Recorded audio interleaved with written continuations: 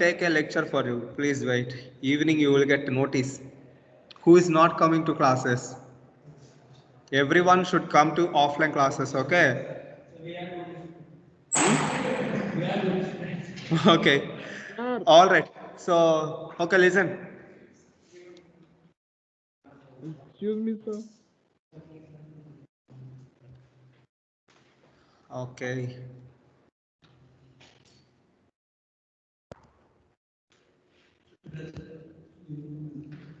Uniform, yes. You must come in uniform. You must come in uniform. No, nothing like that. Everyone must come in uniform. I don't know why this projector is not working. Let me check it.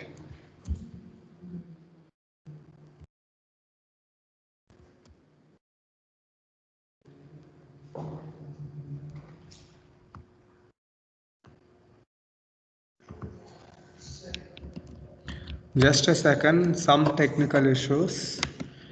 I will be very vigorous in today's lecture. I will finish the topic almost.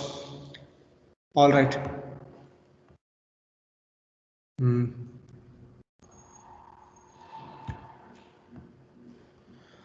Okay.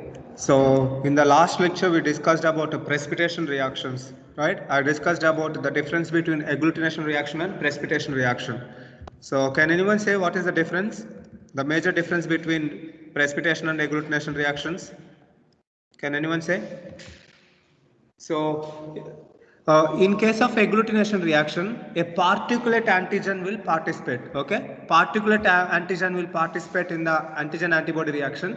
If it is a particulate antigen, then it is called agglutination. That means if the size of the antigen, if it is a large antigen, then if it is reactive with antibody means that is called particulate antigen, and that results in agglutination reaction. If a soluble antigen reacted means that will result in precipitation reaction. So I have discussed all of these things. Then I discussed about various types of antigen antibody reactions. We have precipitation reactions, agglutination reactions, complement fixation tests, immunofluorescence tests, radioimmunoassays, enzyme-linked immunosorbent assays. Then we have immunochromatography techniques, chemiluminescence tests, and coagglutination tests. So these are the different types of antigen antibody reactions. Then I discussed about lattice hypothesis or the Marak hypothesis, lattice or Prozone phenomenon. So the idea of Prozone phenomenon is you should have both equal amount of antigens and antibody to see a visible reaction. So if you want to see any visible reaction, you should have both equal amounts of antigen and antibody. Then only you will see a visible reaction. In case of prozone, the antibodies will be excess. In case of postozone, the antigens will be excess. So that is why prozone is also called a zone of antibody excess, whereas postozone is called a zone of antigen excess. So in prozone also we will have reaction, but we cannot see them. So they will give false negative test. So in order to compensate that problem, we need to dilute the serum sample to see the right titer. Titer means it is the area where we will see visible reaction. So that visible reaction is called as titer. Okay. So that I discussed. Then I discussed about Marak hypothesis or lattice hypothesis, or it is also called prozone test, prozone phenomenon. Then I discussed about the definition of precipitation reaction. So definition of precipitation reaction is when a soluble antigen binds with its corresponding antibody. Okay, keep in mind soluble antigen. When a soluble antigen binds with its corresponding antibody, in the presence of NaCl at optimum temperature and pH, we will see a insoluble complex. An insoluble complex will be formed, and that insoluble complex is called as precipitation. Okay, then the definition of agglutination reaction is when a particulate antigen instead of soluble antigen, if we replace soluble antigen with particulate antigen means that will result in agglutination reaction. So the only difference between agglutination reaction and precipitation reaction is in precipitation soluble antigen will present, whereas in the agglutination a particulate antigen will present. Okay, so the definition of precipitation. A soluble antigen binds with its corresponding antibody in the presence of NaCl at optimum pH and temperature, results in insoluble complex called precipitation reaction. Is this definition clear for everyone, students? Students in online, is precipitation definition Yes, sir. clear for everyone? Yes, sir. Yes, sir. Okay, perfect. Now I will move on to the very important topic today. Okay. Now I will discuss about types of precipitation reactions. Now I will discuss about types of precipitation reactions. So kindly write it down. Types of precipitation reactions. Let me take the highlighter. Now I will discuss about Mahir. Types of precipitation reactions. Where is your notes? Write down. So now I will discuss about types of precipitation reaction. Actually, Mahir is a good student. He will listen. Salamuddin. Sunil Bhatti. Where is your notes, Mr. Sunil? Take your notes, write down. So types of precipitation reactions. Okay. So kindly pay utmost attention to the types of precipitation reactions. We have three types of precipitation reactions. Okay. We have three types of precipitation reactions. So kindly write it down. We have three types of precipitation reactions. We have three types of precipitation reactions. Okay. One is precipitation tests. Precipitation reactions. Okay, we have precipitation reactions. Then we have flocculation tests. Flocculation tests. Flocculation tests. FLOCCULATION. Flocculation tests. Flocculation tests. Second one is flocculation tests. And third one is immunodiffusion tests. Third one is immunodiffusion tests. Immunodiffusion, DIFFUSION. Immunodiffusion tests. Immunodiffusion tests. So first let me clear about the difference between precipitation tests and flocculation test. So now see students, you take a slide, okay, or you take a test tube. So you have taken a test tube, okay, then you added a soluble antigen, then you added an antibody, and you adjusted the NaCl concentration, temperature and pH. After adjusting, what will happen? We will get a reaction, right? We will get a insoluble complex, which is precipitation. Now if the precipitated complex sedimented into the test tube, means if it is sedimented into the bottom of test tube, means this is called as precipitate. If it is sedimented, means it is called precipitate. Okay, after reaction, if it sedimented into the bottom of test tube, means that is called precipitation reaction.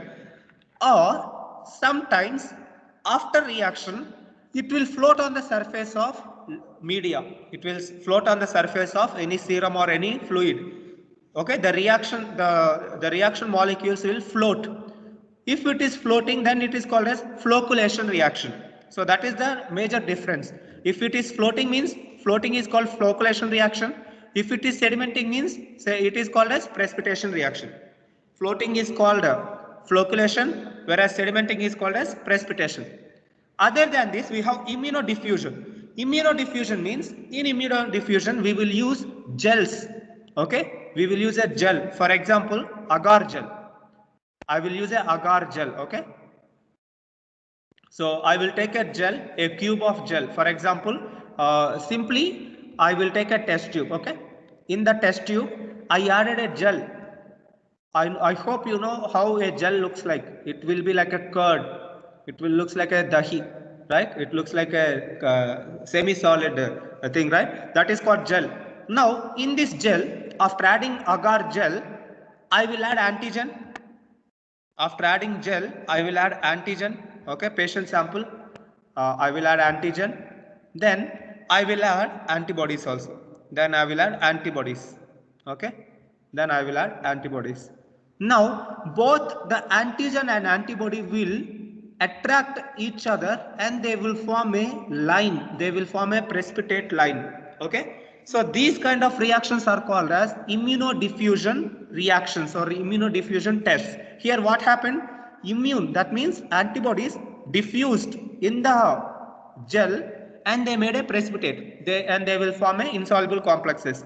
So all these gel based precipitation reactions are called as immunodiffusion tests. So in immunodiffusion test we will use gels. Usually we will use the agar gel for immunodiffusion tests. So these are the three types of precipitation tests we will do. We have precipitation tests, flow collection tests and immunodiffusion tests. Now let me give some examples of individual tests. So first example for PP precipitation test. So the example for precipitation test will be CRP, C-reactive protein test. Okay, C-reactive protein test is a immunological test we will do by precipitation test. Okay, so here what I will do is I will take a test tube. In precipitation reaction, what I will do is I will take a test tube, okay, and I will add patient serum. I will add patient serum, okay. I added patient serum. Then I will add the antigen. I will add the antigen. Once after adding the antigen, I will see a precipitate ring in between the antigen and antibody. In between the antibody solution and the antigen, I will see a precipitate ring. So presence of this precipitate ring is called as precipitation reaction. Okay, so I will see a precipitate ring at the junction of antigen and antibody. So such reaction is called as precipitation reaction. Here this ring will slowly sediment. So first we will see ring in the top of the test tube, then it will slowly sediment. Okay, so this is called the precipitation reaction, and the example for precipitation reaction is C-reactive protein test. So C-reactive protein test is the example. So the test is we will take the antibodies, antiserum in a test tube, then we will add the patient antigen. After adding antigen, we will see a precipitate ring in between the two fluids, and that precipitate ring, presence of this precipitate ring indicates positive for C-reactive test. So this is all about C-reactive test. Then coming to the flocculation test. Now this flocculation test we can do in two types. Okay, we can perform in two methods this flocculation test. Okay, I can use a slide to perform this test, and also I can use a test tube to perform this test. I can use either slide or I can use a test tube to do this test. Students in online, are you following me?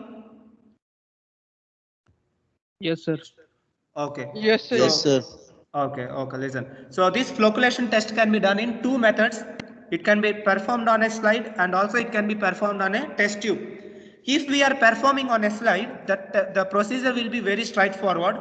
Take a drop of patient serum, and add antigen, add a drop of antigen. Then you will see some precipitated floccules. You will see some immune complexes, a reaction on the slide. Okay, and that is we performed on a glass slide. So this is called a slide test. So this particular test is called slide test. An example for slide test. Okay, this is called slide test and this is a tube test. So slide test example is a famous test. The test is called as VDRL test. I hope you know what is VDRL test. VDRL test is, we will use VDRL test for detection of Treponema pallidum. Okay, Treponema pallidum can be detected. Syphilis. So syphilis can be detected by VDRL test, venereal disease research laboratory test, and this VDRL is used for detection of sexually transmitting disease, which is syphilis. So syphilis can be detected by a test called VDRL test. And this is based on a principle of precipitation. So the principle of VDRL test will be precipitation reaction, especially it is flocculation reaction to be precise. So the principle of VDRL test will be flocculation reaction, and the procedure will be take a slide, add a drop of antiserum and add a drop of antigen, and you will see immune complexes and that floccules, and that is called the flocculation test. So this is how you will perform the VDRL test. I think this is finished for you by Shubham sir or Kajal ma'am in the lab, in the laboratory. Okay, so anyway, this is the example. VDRL test is example for slide test. Is it clear for everyone? If I ask what is VDRL test means, you should tell it is a slide test which is a depends upon the principal flocculation. It's a type of precipitation test. Here we will take a slide, we will add a drop of antiserum, we will add a drop of antigen, and we will get a reaction within 2 to 3 minutes. And this is called flocculation test. Then we can also perform the same test in the test tube, and these test tube tests are called as Kahn test tube tests or Kahn tests. KHAN, Kahn tests. There is a scientist called Kahn, and he developed this test tube. So that is called Mahir Khan, Kahn tests. Okay. So Kahn tests are used for standardization of toxins and toxoids. In order to study the amount of toxins present in the blood, we will go with this Kahn test. So Kahn test is used for standardizing. Kahn test is used for standardization of toxins. Standardization of toxins and toxoids. That means we can able to precisely quantify the amount of toxins that present in the patient blood. So the toxins amount can be precisely, we can standardize by using this Kahn test. Okay. So toxoids. So toxins and toxoids can be standardized by using Kahn test. So this is all about flocculation test. So we have two types of flocculation test: slide test and tube test. Tube test is called as Kahn test, whereas slide test example is VDRL test. So Kahn test is used for standardizing of toxins, whereas a slide test is used for VDRL test, which is for detection of Treponema pallidum or syphilis. Whereas a precipitation test example is C-reactive protein test, which is based upon where you will take a slide, you will take a test tube, you will add a antiserum and you will add an antigen. Then you will see a ring of precipitate. Presence of a ring of precipitate indicates positive for the test. So this is all about precipitation and flocculation tests. Then I will move on to the diffusion tests. Okay. Now I will move on to the diffusion tests. Until here, is this clear for everyone, students? Until here. Is it clear? Shall I move forward? Yes, sir. Yes, sir. Very good, Anuj. Okay, I'm moving forward. Now I will discuss about immunodiffusion tests. For this, one slide is not enough for me. So I will break down this immunodiffusion into 3 other types. So I'm going to take the next slide. Kindly pay utmost attention. Kindly pay utmost attention to the immunodiffusion tests. So immunodiffusion is a part of precipitation test. Keep in mind. So I'm going to draw this immunodiffusion test in the next slide. So I'm taking only immunodiffusion tests here. So immunodiffusion tests. Everyone draw this table, whatever table I'm telling, because this will be really helpful for you to understand in the textbook. I'm not going to give you PowerPoint material, rather than I will give you the textbook. From the textbook you need to study yourself. Okay. So now I will discuss about immunodiffusion tests. Now these immunodiffusion tests are further divided into 3 types.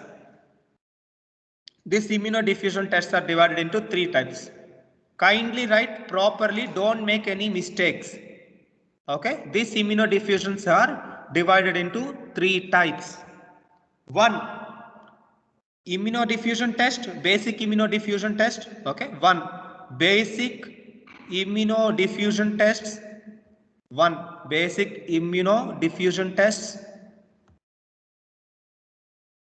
Basic immunodiffusion tests. Okay. 2. Immunoelectrophoresis. 2. Immunoelectrophoresis. Immunoelectrophoresis.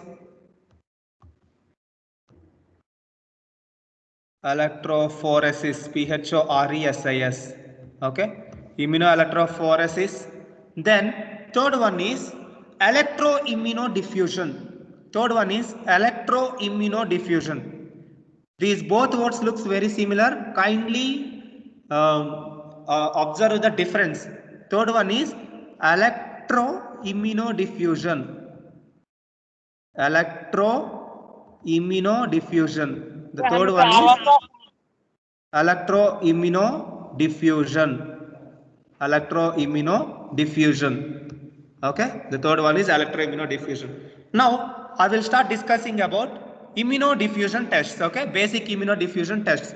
So first of all, keep in mind when I say immunodiffusion test, in all immunodiffusion tests, we will use agar gel. We will use gel, agar gel for all these tests. Okay. So we will use agar gel tests. So we will use agar gel for the reaction. So that is why they are called as immunodiffusion tests. In this agar, we will diffuse the antigen and antibody. Okay. So immunodiffusion, the antibodies will get diffused in the agar. That is why they are called immunodiffusion tests. So here we have three types of immunodiffusion tests. We have basic immunodiffusion, immunoelectrophoresis, and electroimmunodiffusion. Now I will start discussing about basic immunodiffusion tests. Okay. Before discussing about basic immunodiffusion test, you need to know two important terms. Keep in mind, one is dimension and second one is diffusion. Okay.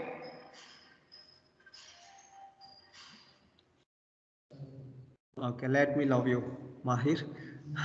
Okay, coming to the two words, keep in mind, one is dimension and second one is diffusion. What do you mean by dimension? Can anyone say dimension means up, down is one dimension, right, left is another dimension. So I will draw here, see. So up and down is one dimension.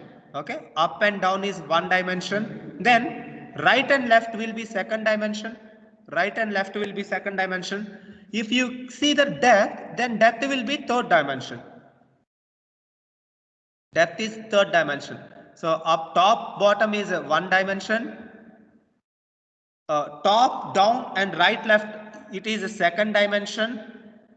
Okay, if you see the depth, then it is called third dimension. I hope you know the dimensions means what. Okay, up, down, right, left and depth. Okay, three dimensions. Then diffusion. Diffusion means, I will give one example here. Just tell me. See here, I took a gel. I took a agar gel. Okay. In this agar gel, I kept two holes. I kept two holes in this agar gel, and in one hole I added antigen solution. I added antigen solution in one hole, and in the second pore I added antibody. I added antibody. And keep in mind, in the gel there will be some small pores. There will be some small holes. Okay, pores means very small holes. So through these pores, can antigen antibody will diffuse or not? Just tell me, will the antigens migrate towards the antibody or not? Will they migrate or not? Will antigen will get attracted towards the antibodies or not? And will the antibodies will get attracted towards the antigen or not? Will they diffuse in the gel or not? Tell me, students. Will they start diffusing each other? Sir. Yes, sir. They will diffuse, right? They will get attracted towards each other and they will diffuse in the gel. Here, both antigen diffused and antibody also diffused. That means double diffusion happened. Double diffusion happened. Will you agree with me or not? Here, double diffusion happened.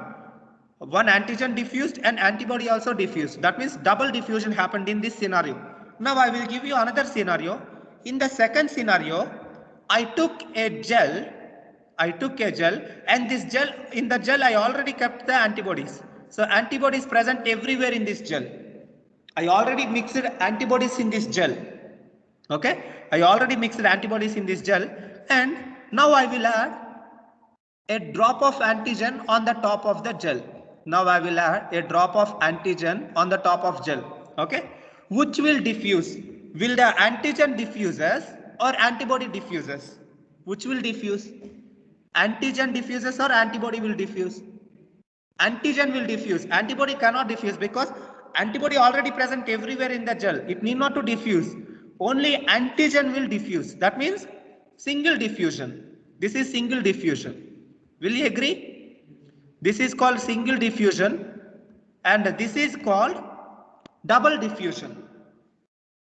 This is double diffusion and this is single diffusion. In case of single diffusion, antibody will already present in the gel.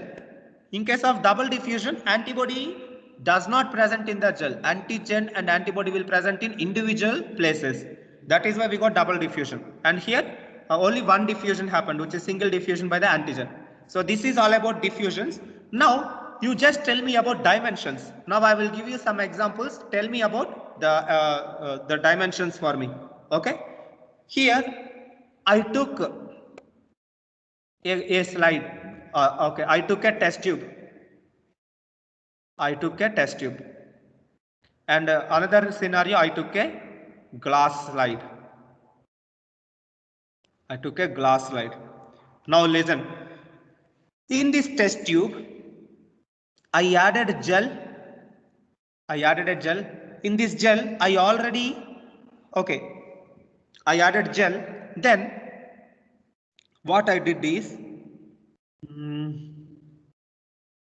I took the gel. Then I already added antibodies in the gel. Okay. I already added antibodies in the gel. That means already gel has antibodies. Then I added a drop of antigen. Which will diffuse now. Antigen will start diffusing into the media, into the gel. So antigen will diffuse. That means it is a single diffusion. Okay. This is single diffusion. In how many directions? In how many dimensions? Tell me. Is antigen diffused into right or left?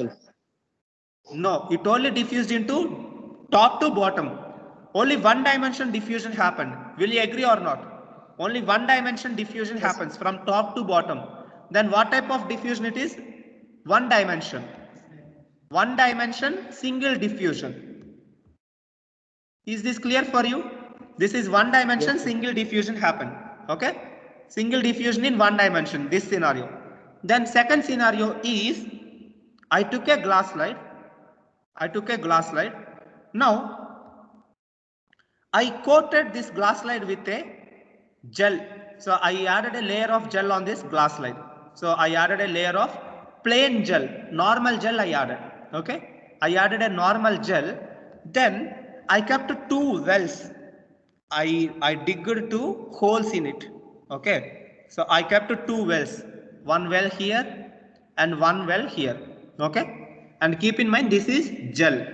Now what I will do is I will add antigen in one gel. So in one well I added antigen. In another well I added antibody. In another well. Okay. What will happen now? Will antigen diffuse towards the antibody or not? It will diffuse. And antibody also starts diffusing towards the antigen. So double diffusion happened. So here we got double diffusion. Now what will be the direction of this movement of the antigens and antibody? Now antigen can move to the top also. Antigen can also move into the right and left also. So it will move in both double dimension. So you will see a circular ring like this. It will diffuse in both the direction, up, down and right, left. If you summarize everything, it will be a circle. Circle will have two dimensions. Okay. So this is double diffusion. Here we have double diffusion in double dimension. Will you agree or not? I got two diffusion, double diffusion in two directions. Top and left, right and left and top and bottom. Double dimension. So this is double diffusion in double dimension. This is the new words you will encounter. Kindly pay attention. So now you know the difference between diffusion and dimension. Is that clear for everyone, students? Any doubts in this? Diffusion and dimension. Students in online? Okay. It is somewhat tough for in the beginning, but you will get adopted, don't worry. Now let me tell the different types of immunodiffusion tests. Okay, different types of immunodiffusion tests. So I will show here, then you will understand. So now I'm writing in detail about different types of immunodiffusion tests. So basic immunodiffusion test types. Basic immunodiffusion tests. Okay, these are of 4 types. Basic immunodiffusion tests are of 4 types. Write down. These are of 4 types.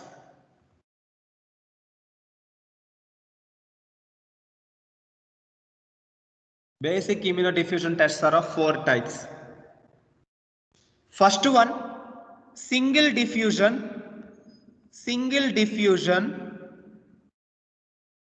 single diffusion in one dimension. Single diffusion in one dimension. Single diffusion in one dimension. Second one, double diffusion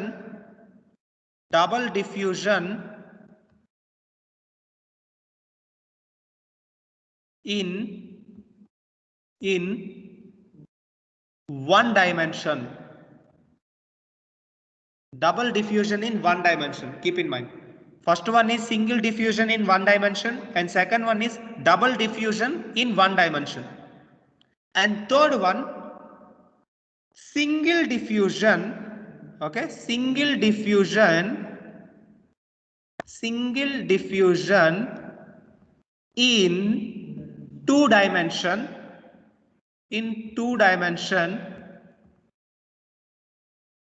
and in the fourth one will be double diffusion in two dimension. So fourth one will be double diffusion in two dimension. Double diffusion in two dimension. Double diffusion in two dimension. Once again, first one single diffusion in one dimension, then double diffusion in one dimension, single diffusion in two dimension, and double diffusion in double dimension. Okay, double diffusion in two dimension. Now let us see how this happens. So first one example, I need to tell another names also. That names I will tell later. So first let us see the how it will work out. So single diffusion in one dimension means one dimension can only happen in tubes, in test tube. Only in test tube you will have one dimension of movement.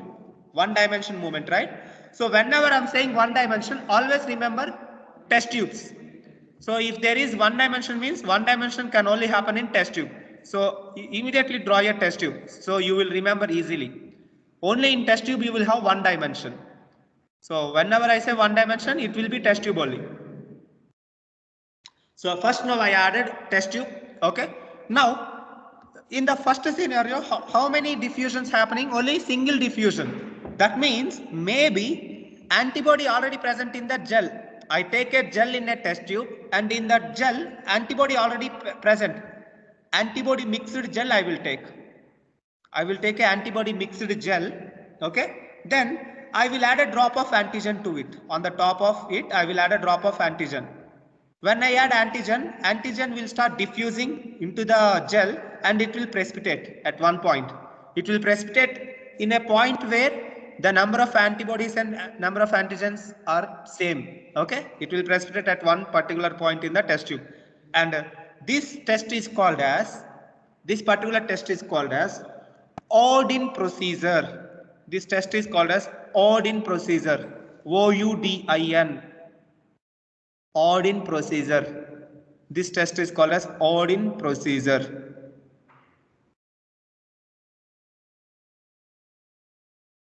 Okay. So in Odin procedure, what happened? Single diffusion in one dimension. That means already antibody present in the gel. So it is only one diffusion, which is antigen, and the movement of antigen is only in one dimension. So that this is the example of Odin procedure. Is it clear for everyone? Students in online, is it clear for you? Sir, repeat this point. Yes. See students, the definition is single diffusion in one dimension. That means only one diffusion happening. What is that diffusing? It is the antigen that is diffusing into the gel, right? Antibody is not diffusing because antibody already present in the gel. So only antigen will diffuse. So single diffusion happening, and how many directions? It is only in one direction, one dimension. So it is only from top to bottom. So top to bottom is called one dimension. So it is single diffusion in one dimension. So this is the example. You will get idea when I'm discussing about the second one. So now see the second one. So in the second scenario, what I will do is, listen to me carefully. I will take patient serum. I will take a patient serum in a test tube, 0.5 ml patient serum. In the patient serum, I have antibody.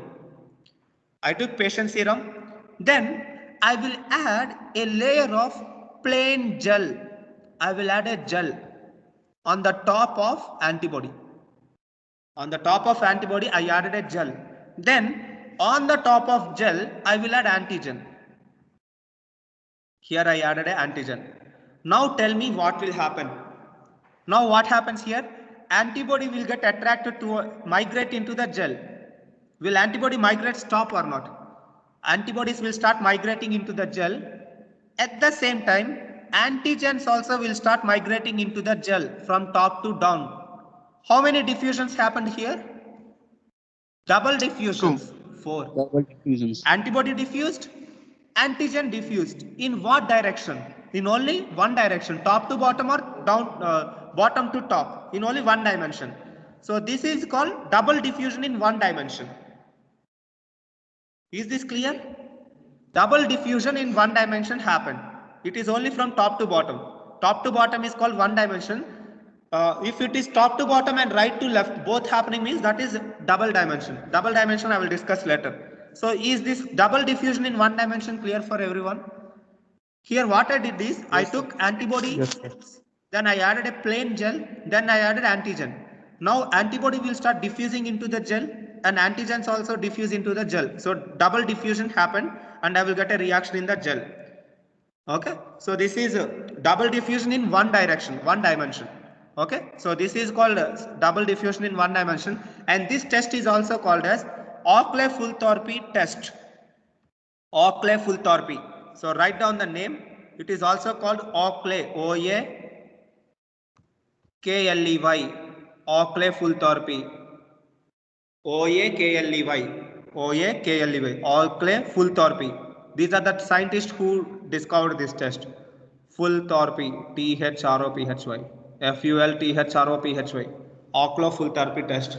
So in the exam, I will ask either Oakley-Fulthorpe test or Odin. If I say Odin procedure, you need to write single diffusion in one dimension. If I say Oakley-Fulthorpe, then you should write double diffusion in one dimension. A very challenging words. Anyway, is this clear for so far? Is it clear? Everyone, students? Yes, sir. Okay. Yes, Now sir. I'm moving on to the. Yes, sir. Yes, sir. Yes. Now I will move on to the. This is single diffusion only, I suppose. Single diffusion in double dimension. So single diffusion in double dimension means always for double dimension, immediately think about glass slide. Immediately think about glass slide. Okay. Take a glass slide. Take a glass slide and add a layer of gel to it. Then add a layer of gel to it. So you will add a layer of gel. Okay. You added a layer of gel. Then here I said only one dimension, single diffusion. Single diffusion means already gel has antibodies. Already to this gel I added antibodies. So I added gel. In the gel, already gel contains antibodies. So antibodies present everywhere in the gel. Okay. Antibodies present everywhere in the gel. Then what I will do is, I will drill a small hole in the center of this glass slide. I drilled a small hole, and in this hole I will add the antigen. Here I will add the antigen. Now this antigen will start diffusing from top to bottom, and also it will diffuse to the radial, to the right to left. That means this antigen will start diffusing radially like this. Both right, left, top, down. Okay. So this is double direction. Double dimension, only one diffusion. What is diffusing here? Only antigen diffused. Antibody already present in the gel. So this is called single diffusion in double dimension. This is single diffusion in double dimension. Okay. This test is also called as radial diffusion test. This test is also called as radial diffusion test. It is also called radial diffusion test. R-A-D-I-A-L. Radial diffusion test. Radial diffusion test. Okay. Single diffusion in double dimension. This is radial immunodiffusion test. Then last and finally is double diffusion in double direction. Very simple. You will take a glass slide. You will take a layer of gel, a plain gel. Then you will add two wells. In one well, you will add antigen. Yeah, and in another well, you will add the antibodies. Here you will add the antibodies. Now, both antigen will attract towards the antibody and antibody will attract towards the antigen. Both will diffuse. Both antigen diffused and antibody diffused in radially, in donor direction, in two dimensions, right? Then this is called double diffusion in double dimension. So this is called double diffusion in double dimension. This test is also called as Outer-Looney procedure. Ouchterlony. Ouchterlony. Outer-Looney procedure. Double diffusion in double dimension is also called as Outer-Looney procedure. Outerlony. Outer-Looney procedure. Outer-Looney procedure. Okay. So these are the four types of basic immunodiffusion tests we have. Is it clear? Okay. Now just write examples for each test. Single diffusion in one dimension is used for detection of brucella. Single diffusion in one dimension is used for detection of Brucella species. Brucella is a bacteria. Okay. It is used for detection of Brucella. And second one is for lancified serotyping. For lancified serotyping. I hope you remember what is lancified serotyping. You studied in typing of Staphylococcus species and streptococcal species. Types of streptococcal species are divided. Huh? He said Mahir is very intelligent and highly dynamic and super creative. He knows everything. Anyway, so the streptococci can be classified by this test only. We have that classification is called lancified serotyping, and that lancified serotyping will be done by Odin procedure. Lancified serotyping is very important for classifying the, I don't know whether it is streptococcal or staphylococcal bacteria. Anyway, so this is the examples for Odin procedure. Odin procedure examples are to type brucellosis and for lancified serotyping. Okay.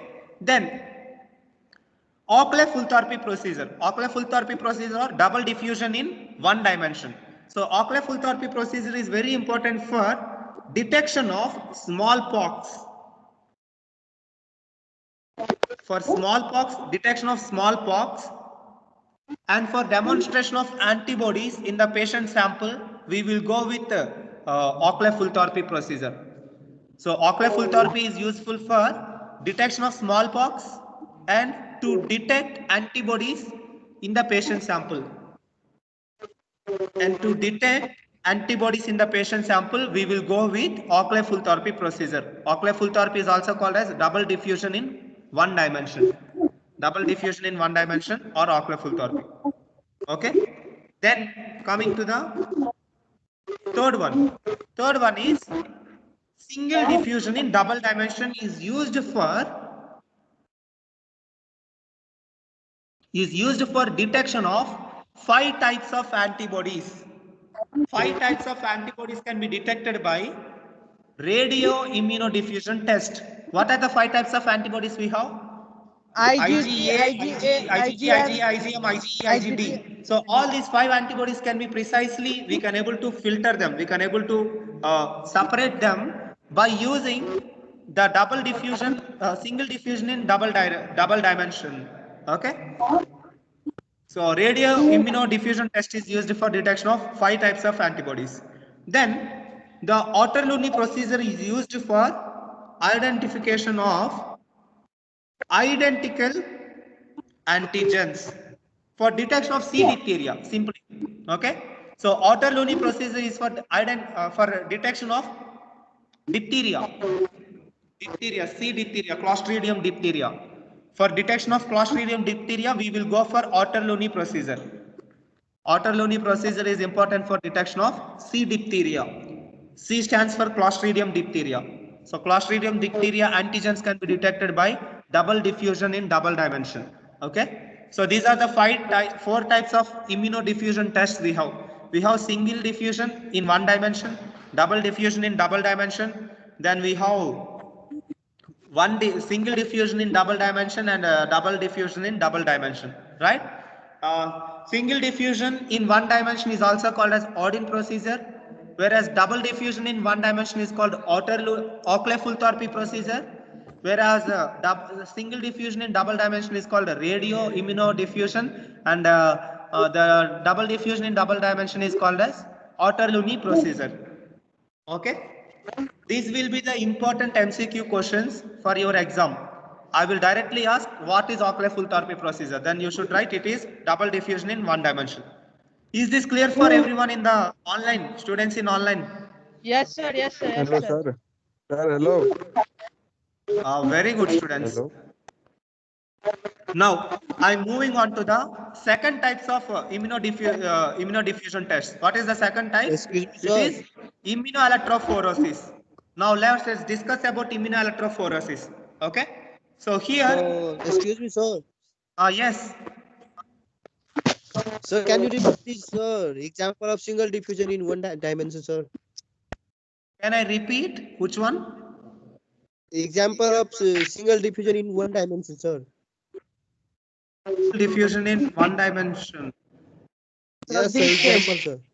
Single diffusion in one dimension. The example for single diffusion in one dimension is to identify antibodies. IgA, IgM, IgE, IgD, IgE antibodies. To identify antibodies, we will go for a radioimmunodiffusion test to identify 5 types of antibodies.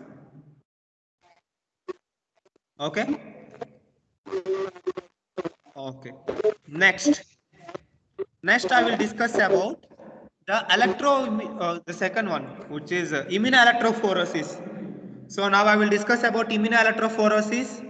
So kindly write down the immunoelectrophoresis types.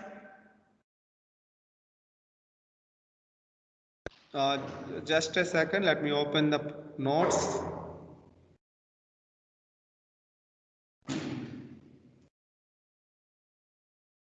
Now I will discuss about immunoelectrophoresis. Immunoelectrophoresis.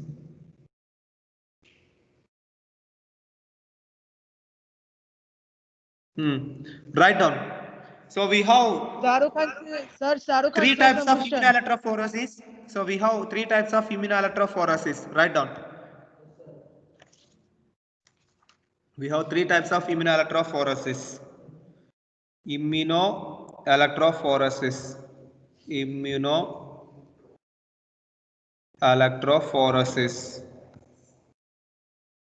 Okay. So the 3 types are: 1. We have 3 types. First one is counter immunoelectrophoresis. Counter immunoelectrophoresis. Counter COUNTER. Counter immunoelectrophoresis. Counter immunoelectrophoresis. Then second, rocket electrophoresis. Rocket. Yes, rocket. ROCKUT. I will tell why later. Okay. Second one is rocket immunoelectrophoresis. Okay, rocket immunoelectrophoresis. And third one is L'Oreal 2-dimensional electrophoresis. Third one is L'Oreal, L-A-U-R-E-A-L, L'Oreal 2-dimension electrophoresis. 2-dimension electrophoresis. L'Oreal 2-dimension electrophoresis. So now this counter immunoelectrophoresis. First I will discuss about counter immunoelectrophoresis. So in all immunoelectrophoresis, keep in mind students, in all electroimmunophoresis we will use electricity for the diffusion. So the idea of keeping electricity is to make the reaction fast. If it is a normal diffusion test, it will take 6 hours to get the reaction. But in the presence of electricity, the reaction will be very fast. Electrophoresis will happen, right? So we will get a reaction within half an hour. So within half an hour, we can get the results instead of 6 hours test. So 6-hour test can be dropped down to half an hour to get the result. So that is the major idea of immunoelectrophoresis. Okay, electroimmunophoresis or immunoelectrophoresis. So here what I will do is I will take a gel. I will take a glass slide. Okay. So counter immunoelectrophoresis. Here I will take a glass slide. Then, yes, hello. Any doubts?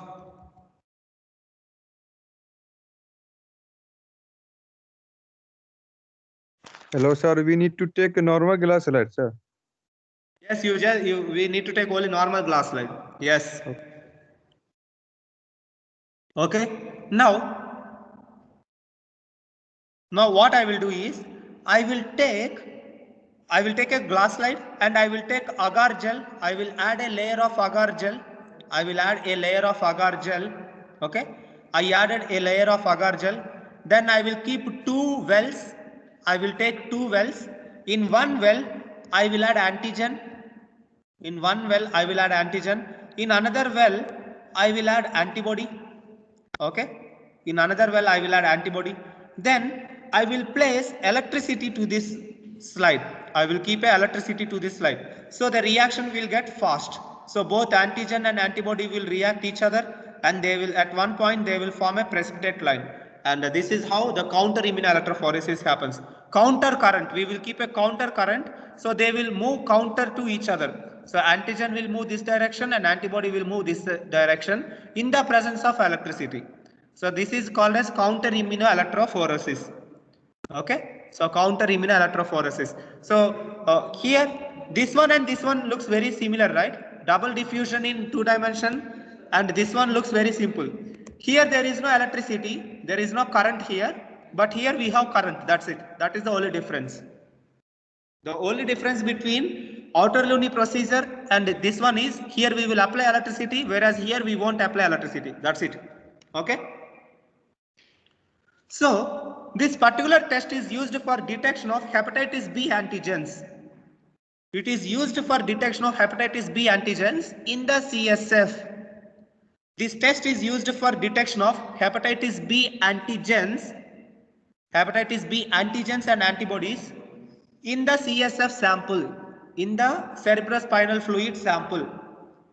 Counter immunoelectrophoresis is used for detection of hepatitis B antigen antibody in CSF sample.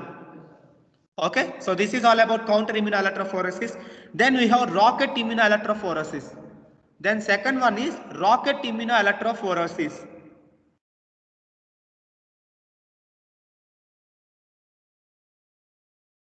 This rocket immunoelectrophoresis I will discuss tomorrow. Okay, I think your class time over. So I will discuss about rocket immunoelectrophoresis in the next class. I hope the concept is clear for everyone. Is there any confusions in today's lecture? If there is not, No I will do a confusion, quick revision. You can take. Okay. So meanwhile, in today's lecture, we discussed about the definition of precipitation reaction. Then I discussed about various types of precipitation reaction. We discussed precipitation reaction, flocculation reaction. The difference between precipitate and flocculation is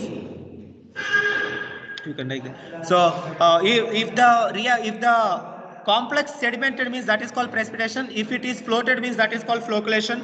In flocculation, we have two types: slide test and tube test.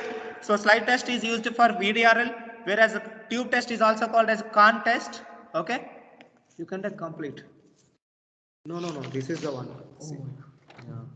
So flocculation test, slide test and a tube test. Okay. Then we discussed about immunodiffusion test. So in the immunodiffusion test, we have 4 types actually. So we have single diffusion in 1 dimension, which is Odin procedure. Then we have double diffusion in 1 dimension, which is Ockler-Fulthorpe procedure. Then we have single diffusion in double dimension, which is radioimmunodiffusion, and we have double diffusion in double direction, which is called Autorluni procedure. Then we discussed about immunoelectrophoresis. In immunoelectrophoresis, we have 3 types: counter immunoelectrophoresis, rocket immunoelectrophoresis, and L'Oreal 2-dimensional electrophoresis. And in the counter immunoelectrophoresis, we will take a glass slide, we will wear the agar gel, and we will keep 2 wells. Antigen antibody will be added. In the presence of electricity, they will migrate. It is especially used for detection of hepatitis B A antigens in the CSF sample. So in my next lecture, I will discuss about the further antigen antibody reactions. So thank you very much, students. You can leave. Thank you, sir.